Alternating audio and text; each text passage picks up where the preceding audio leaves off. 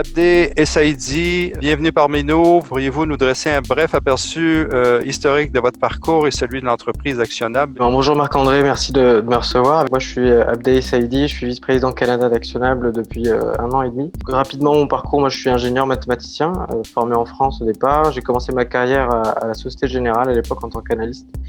Puis j'ai rejoint Accenture.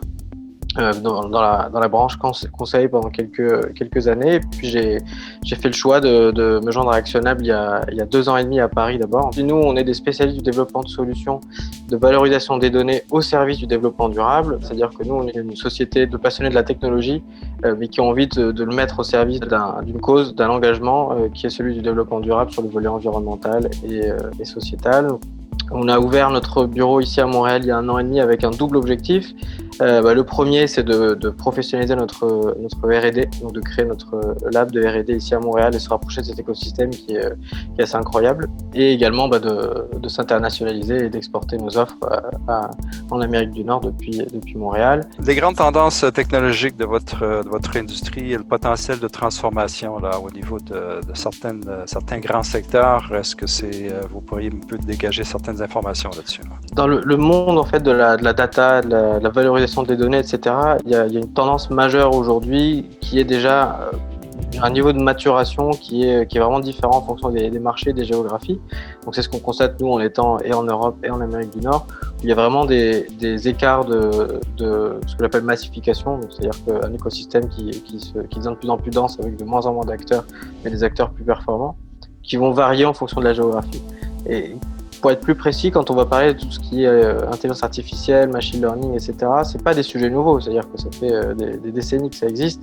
Et ce qui est vraiment fascinant, c'est de constater que tout le monde, quelle que soit la taille de l'entreprise, se rend compte d'une chose, c'est que avoir développé un nouvel algorithme super puissant dans un laboratoire, c'est pas forcément utile tout de suite, c'est pas forcément utile parfois tout court, pour plein de contraintes qui sont inhérentes à la structure d'une entreprise. Donc le fait qu'elles en prennent conscience, ça fait que les projets ils sont plus matures, plus intéressants pour nous et pour eux. On est dans le contexte là, de la 5G, évidemment, avec le projet Encore et Prompt.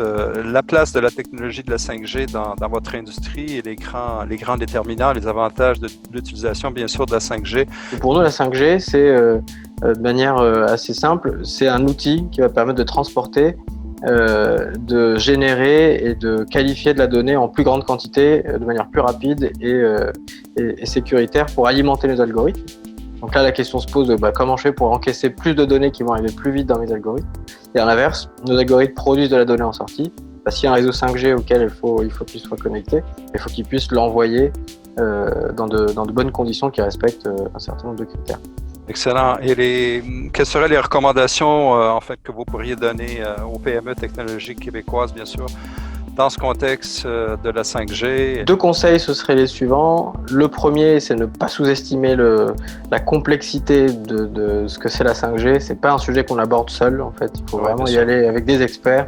C'est l'objectif d'un programme comme Encore, c'est de fournir cette expertise pour qu'on puisse se concentrer sur notre cas d'utilisation. Et puis la deuxième chose, c'est identifier un cas d'application précis, puis le tester de manière itérative et éviter d'essayer de se créer un problème là où il n'y en a pas. Abdé Essaïd, je vous remercie infiniment pour cette entrevue. À bientôt. Merci à vous Marc-André, à bientôt.